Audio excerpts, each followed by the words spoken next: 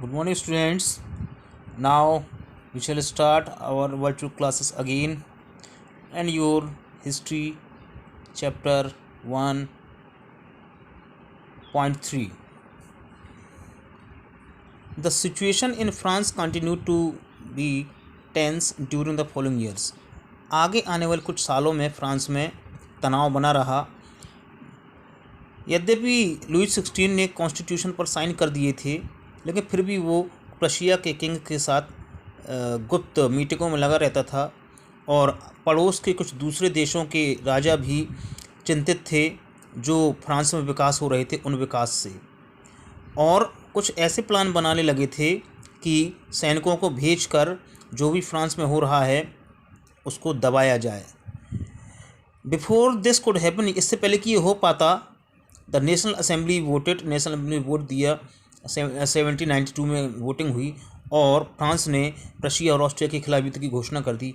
हजारों वॉलंटियर्स गांव से आर्मी में भर्ती होने के लिए निकले और राजाओं के खिलाफ उन्होंने हल्ला बोल दिया पूरे यूरोप में।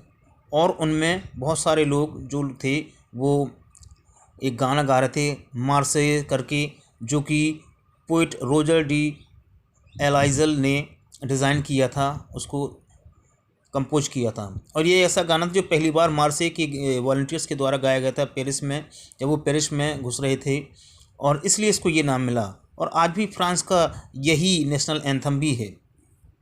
The revolutionary Wars brought loser, revolutionary war से बहुत सारी आर्थिक कठिनाइयाँ आई लोगों के पास। जब पुरुष लड़ाई लड़ने जाया करते तो महिलाएं घर पर रह कर के घर की खर्च के लिए, कुछ कमाई के लिए काम किया करती थी और अपने परिवार की देखभाल किया करती थी।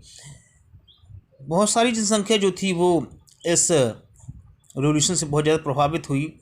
और जैसा कि कॉन्स्टिट्यूशन 71 के कॉन्स्टिट्यूशन, फ्रांस के कॉन्स्टिट्यूशन में बताया गया था कि वोट देने का अधिकार समाज के केवल रईस लोगों को था। इस वजह से बहुत सारे पूरे फ्रांस में लोगों ने बहुत सारी रैलीज़ निकाली और लोग सरकार की नीतियों के बारे में बातें करने लगे और अपने खुद के तरीके में कि किस तरह से वो क्या करेंगे उस पर विचार करने लगे। और उन क्लब्स में जो सबसे इम्पोर्टेंट क्लब था वो था जैकोबिन्स क्लब, और इस क्लब को फ्रांस के एक सेंट जैकब के नाम पर जैकोबिन्स नाम दिया गया। महिलाएं भी इस समय उन्होंने भी सक्रिय रूप से हिस्सा लिया और उन्होंने अपने खुद के क्लब बनाए। इसके बारे में हम आगे सेक्शन 4 में पढ़ेंगे। और महिलाओं ने भी अपनी ज़रूरतों को और डिमांड को आगे उठाया, अपनी ज़रूरतों के लिए उन्होंने आवाज़ उठाई।